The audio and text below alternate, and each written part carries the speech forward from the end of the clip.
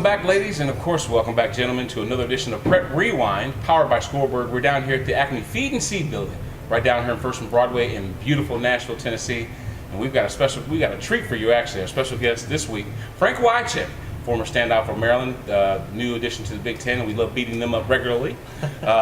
Also, former high school standout, which is the reason why we have him on the show, of course. Frank, of course, Prep Rewind is one of those shows when we talk about your high school exploits, some of the things that you might have went to as a youngster to bring you to where you are today.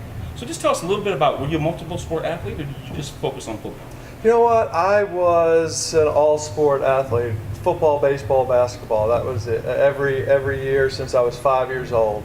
And it was long before the specialists and all that. It was just, I felt like that gave me the best chance to be the best athlete that I could. So every time football season got over, you get ready to play basketball. Basketball season's over, you're getting ready to get into the batting cages. Up there in Philly, it gets cold. It's hard to hit up there in March when it's freezing, but you just roll right into it. You get maybe a month off and you're right back into football. So ever since I was 5, I was just playing 3 sports.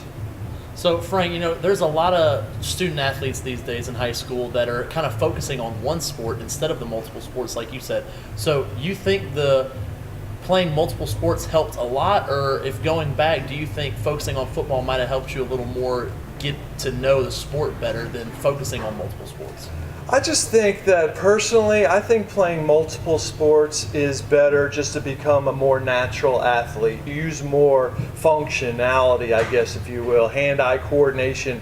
It's different hand-eye coordination with football and in basketball and in baseball. And I was a catcher in baseball, so there's just a lot of different things. And I would tell kids to play multiple sports because you just don't get drubbed down and get bored and get drilled out, and your muscles.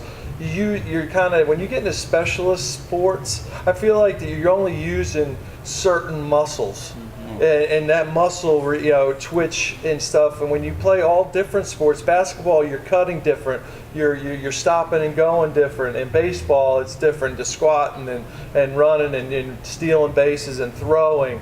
And obviously football is football. So I just feel like that gives you, especially a guy like me who didn't have the most athletic ability, it gave me the best shot to be the best athlete that I could, to get myself a chance to be successful in high school and ultimately get a scholarship to college. Now, Frank, I don't know if you played tight end in high school, but obviously that's what you did collegiately and at the pro level. If you were talking to a high school sophomore or freshman right now, given the spread offenses and everything that everybody's running from high school all the way up, and a kid came to you and said, I want to be a tight end, what would you tell him? Don't get me started, Mo. Because I would have my school be a pro-style school, because this is what's happening is that if you got to go to certain schools, and they still run, there's certain schools like Georgia, Florida State, Alabama, certain schools that run the pro style. And obviously you want to try to get to those schools, but there's limited opportunities because there's so many schools that are running the spread stuff. But I just really feel like that to be ready for the NFL, you got to go to an NFL system. That's why you see these spread option quarterbacks. They have to go back and relearn with quarterback gurus how to play quarterback. And they've already, the guys have won Heisman trophies, but yet they got to go to George Whitfield and learn how to throw a 3-step drop slant. And I just don't understand that. Why would you invest that time and then you have to just totally erase your mind and learn that craft at the highest level and get to that craft in 2 or 3 months in your biggest job audition of your life? To me, that's just outrageous, and I don't understand that. So I would be, for a tight end, hey, try to hunt down, even if it's not your biggest option, or hunt down the one school that's going to exploit your talents and where you're going to get on the field and you're going to be able to play and contribute and catch passes and block like you do in the NFL, if that's your goal to get to the next level. It's easier to coach just one, Frank. That's why they do it. That is true. If you got one out there that's a difference maker, you focus on that guy and win ball games, hey, you don't have to worry about the other 21 guys, right? Scoreboard is obviously the company that powers Prep Rewind, and we'd like to thank Recruit Reels for producing our segment today. Guys, tell everybody how they can find Scoreboard.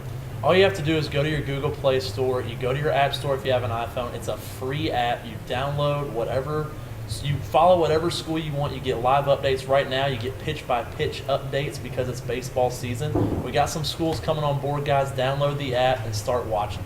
Follow us on Facebook and follow us on Twitter. Yeah. Like us on Facebook. On Twitter, we're at The Scoreboard and at Players Prep, and we've got these videos, we've got giveaways, we've got a lot of fun stuff coming up, so keep following us on both of those. If Maurice ever got that right, something would be wrong. It's kind of a 50-50 thing. I know. Information overload. I Leave me know, alone. I'm just teasing. Go to scoreboard.com and also go to Recruit Reels. That's EELS.